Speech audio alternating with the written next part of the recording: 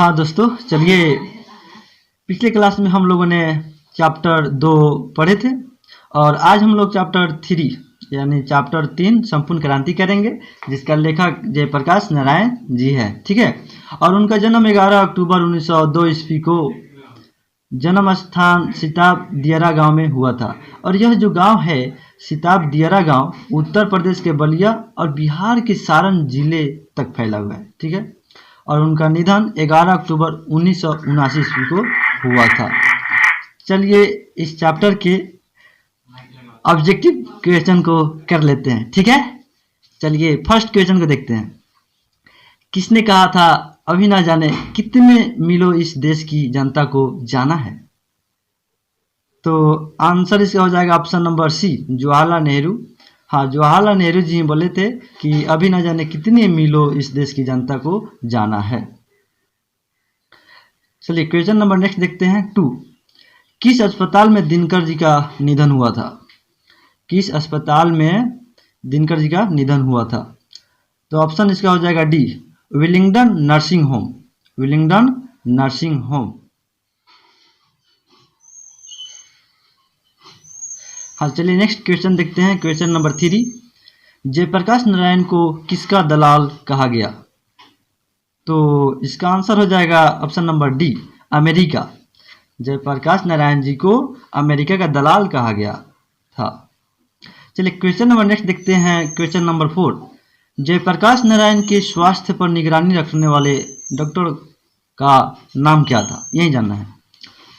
जयप्रकाश नारायण के स्वास्थ्य पर निगरानी रखने वाले डॉक्टर का नाम क्या था? तो इसका आंसर हो जाएगा ऑप्शन नंबर ए, डॉक्टर रहमान।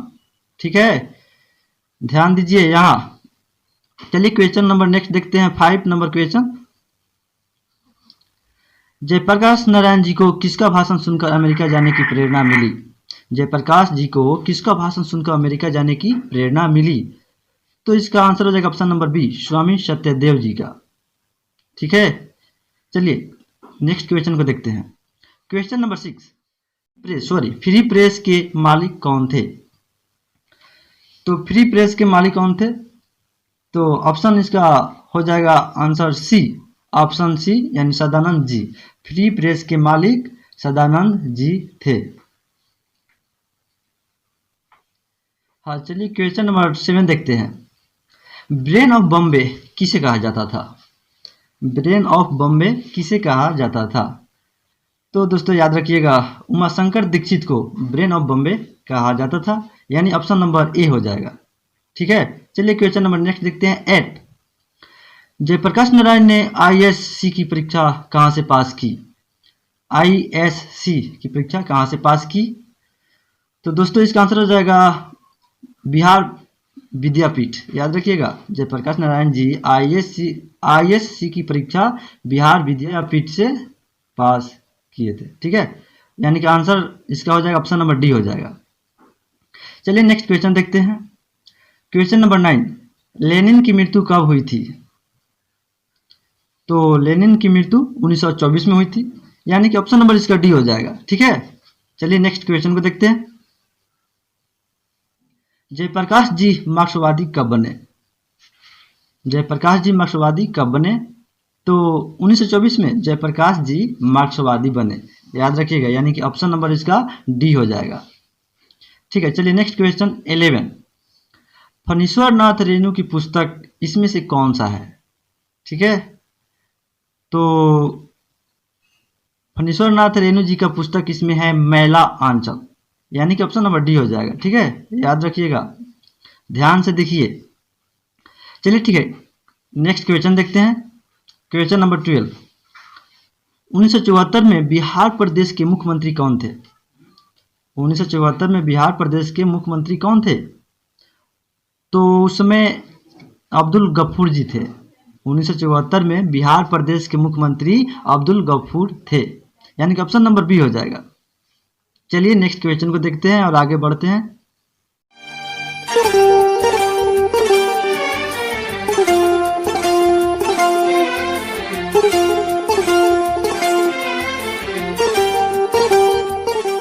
क्वेश्चन नंबर 13 है कि किसी लोकनायक के नाम से जाना जाता है?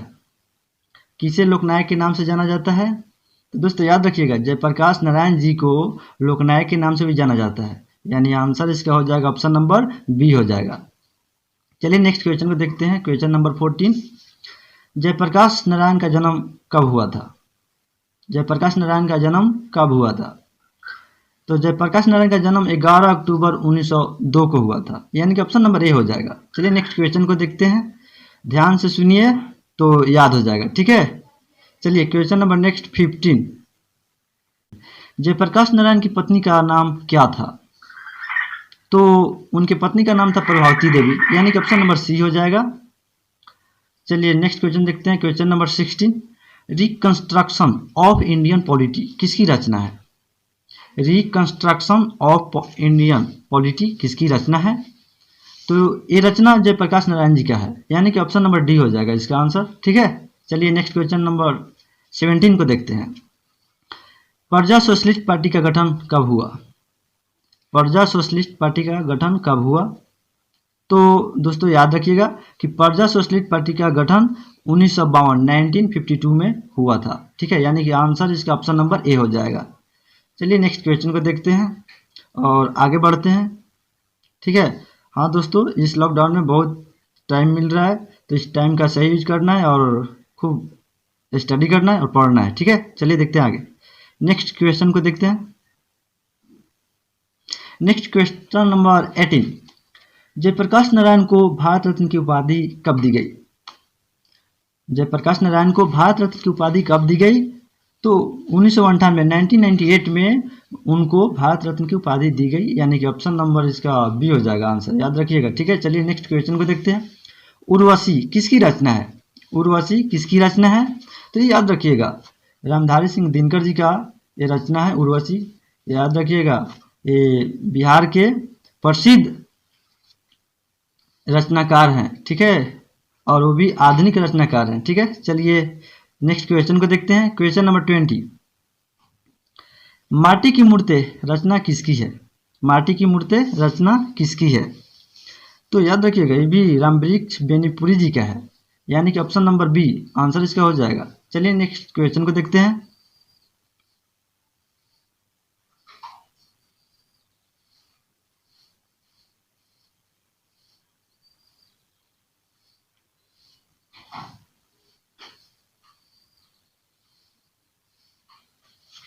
क्वेश्चन नंबर 21 को देखते हैं। दिनकर जी किस लिए प्रसिद्ध है?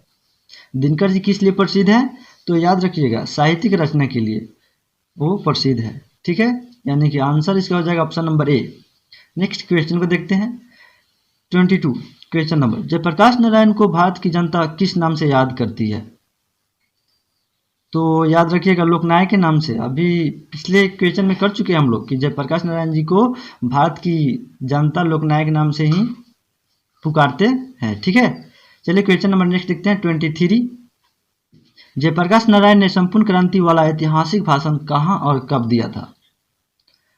ये तो याद रखिएगा, पटना में 5 जून 1974 को जयप्रकाश नारायण जी संपूर्ण क्रांति वाला ऐतिहासिक भाषण दिए थे, जिसके बाद पूरे भारत में संपूर्ण क्रांति फैल गया था, ठीक है, इसलिए इसका आंसर ऑप्शन नंबर डी हो जाएगा। चलिए नेक्स्ट क्वेश्चन को देखते हैं और आगे बढ़ते हैं। क्वेश्चन नंबर 24, जयप्रकाश नारायण के बचपन का क्या नाम था? तो उनके बचपन का नाम बाउल था, बाउल, याद रखिएगा, यानी कि ऑप्शन नंबर सी इसका आंसर हो जाएगा, ठीक है। ये प्रसिद्ध एंड फेमस है, इसे याद रखिएगा, ठीक है। चलिए क्वेश्चन नंबर नेक्स्ट देखते हैं। 25, जयप्रकाश नारायण ने किस साल छात्र आंदोलन का नेतृत्व किया था? तो 1974 में उन्होंने जो 1974 में छात्र आंदोलन का नेतृत्व किया था, याद रखिएगा, ऑप्शन नंबर सी इसका आंसर हो जाएगा।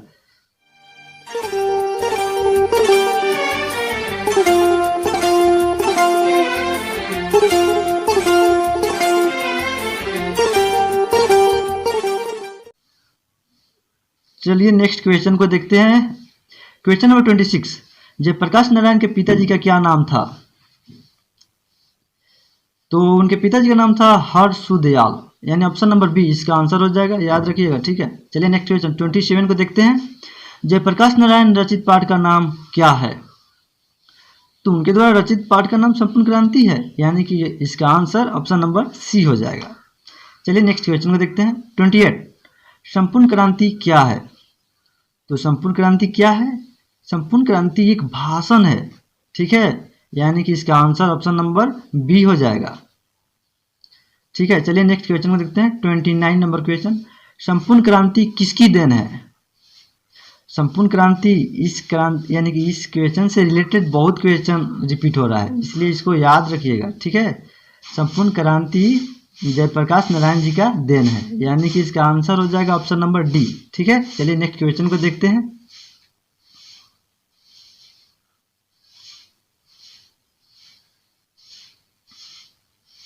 हाँ, क्वेश्चन नंबर 30 को देखते हैं। संपूर्ण क्रांति पाठ में दिया गया भाषण किसका है? देख लिए ना कितना बार बार इस क्वेश्चन इससे यानी कि संपूर्ण क्रांति से रिलेटेड क्वेश्चन को रिपीट हो रहा है, याद रखिएगा। तो जयप्रकाश नारायण का संपूर्ण क्रांति इन्हीं का है। ठीक है, यानी कि आंसर इसका हो जाएगा option number A, Jayaprakash Narayan का। चलिए क्वेश्चन नंबर नेक्स्ट देखते हैं। 31 जयप्रकाश नारायण का जन्म कहाँ हुआ था? तो उनका जन्म सिताब दियारा में हुआ था।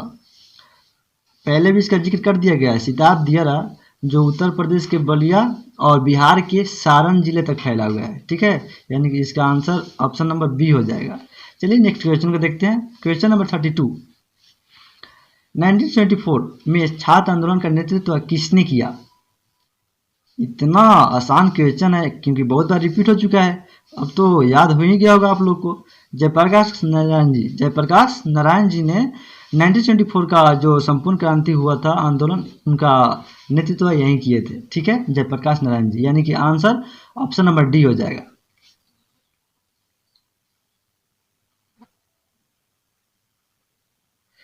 चलिए नेक्स्ट क्वेश्चन को देखते हैं। क्वेश्चन नंबर 33 संपूर्ण क्रांति की शुरुआत कब हुई थी? 1974 में। संपूर्ण क्रांति की शुरुआत 1974 में हुई थी, यानी कि इसका आंसर हो जाएगा ऑप्शन नंबर ए। चलिए नेक्स्ट क्वेश्चन को देखते हैं। 34 क्वेश्चन नंबर, जयप्रकाश नारायण को समाज सेवा के लिए किस पुरस्कार से सम्मानित किया गया? तो उनको समाज सेवा के लिए मैग्सेसे सम्मान से सम्मानित किया गया था। ठीक है, यानी इसका आंसर हो जाएगा ऑप्शन नंबर सी। चलिए नेक्स्ट क्वेश्चन को देखते हैं। 35 जयप्रकाश नारायण मद्रास में अपने किस मित्र के साथ रुके थे? जयप्रकाश नारायण मद्रास में अपने किस मित्र के साथ रुके थे? तो वो जिस मित्र के साथ रुके थे उनका नाम था ईश्वर आयर, यानी कि इसका आंसर हो जाएगा ऑप्शन नंबर सी हो जाएगा। चलिए नेक्स्ट क्वेश्चन को देखते हैं। देश का भविष्य किसके हाथों में है?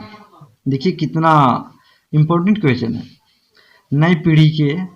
ठीक है, यानी कि जयप्रकाश नारायण के अनुसार देश का भविष्य नई पीढ़ी के हाथों में है, यानी कि इसका आंसर हो जाएगा ऑप्शन नंबर बी। ठीक है, चलिए नेक्स्ट क्वेश्चन को देखते हैं। 37 दिनकर जी को किसके घर पर दिल का दौरा पड़ा था? दिनकर जी को किसके घर पर दिल का दौरा यानी हार्ट अटैक आया था? ठीक है, तो उनको रामनाथ जी गोयनका के घर उनको हार्ट अटैक आया था, यानी कि आंसर इसका हो जाएगा ऑप्शन नंबर ए। चलिए नेक्स्ट क्वेश्चन को देखते हैं। 38 संपूर्ण क्रांति का नारा किसने दिया था? देखिए क्वेश्चन बहुत बार बार रिपीट हो रहा है। ठीक है, तो जयप्रकाश नारायण जी संपूर्ण क्रांति का नारा दिए थे, यानी कि आंसर इसका हो जाएगा ऑप्शन नंबर बी। चलिए नेक्स्ट क्वेश्चन को देखते हैं। चलिए नेक्स्ट क्वेश्चन 39 को देखते हैं। जयप्रकाश नारायण ने बिहार विद्यापीठ में कौन सी परीक्षा दी? तो उन्होंने ISC यानी कि इंटरमीडिएट साइंस ऑफ क्लास, याद रखिएगा, इंटरमीडिएट साइंस ऑफ क्लास की परीक्षा उन्होंने जयप्रकाश नारायण जी ने बिहार विद्यापीठ में दी, याद रखिएगा, यानी कि इसका आंसर हो जाएगा ऑप्शन नंबर बी। ठीक है, चलिए नेक्स्ट क्वेश्चन को देखते हैं। क्वेश्चन नंबर 40 पुलिस के बड़े उच्च अधिकारी ने किसके मुंह से सुना था कि जयप्रकाश नारायण नहीं होते तो बिहार जल गया होता? सुनिए ध्यान से क्वेश्चन।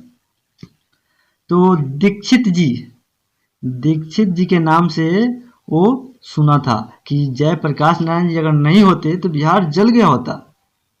कौन सुना था? तो पुलिस के बड़े उच्च अधिकारी। ठीक है, यानी कि इसका आंसर हो जाएगा ऑप्शन नंबर डी। ठीक है, चलिए नेक्स्ट क्वेश्चन को देखते हैं। जयप्रकाश नारायण किस मित्रता को ठोस मानते थे? जयप्रकाश नारायण किस मित्रता को ठोस मानते थे? तो अंडरग्राउंड जमाने की, यानी कि जयप्रकाश नारायण जी थे वो अंडरग्राउंड जमाने की दोस्ती को बहुत अच्छे ठोस मानते थे। ठीक है, यानी कि आंसर इसका हो जाएगा ऑप्शन नंबर सी। ठीक है, चलिए दोस्तों, ये इस चैप्टर का लास्ट क्वेश्चन है, ध्यान से सुनिए। ठीक है, क्वेश्चन नंबर 42, जयप्रकाश नारायण किसको भाई कहते थे? जयप्रकाश नारायण किसको भाई कहते थे? याद रखिएगा, जवाहरलाल जी को वो जयप्रकाश नारायण जी क्या कहते थे? भाई कहते थे। ठीक है, यानी कि आंसर इसका हो जाएगा ऑप्शन नंबर बी। दोस्तों, अगर वीडियो अच्छा लगे, इससे आपको कुछ हेल्प लगे तो लाइक एंड सब्सक्राइब जरूर करें। चलिए, ओके बाय, नेक्स्ट क्लास में फिर मिलते हैं।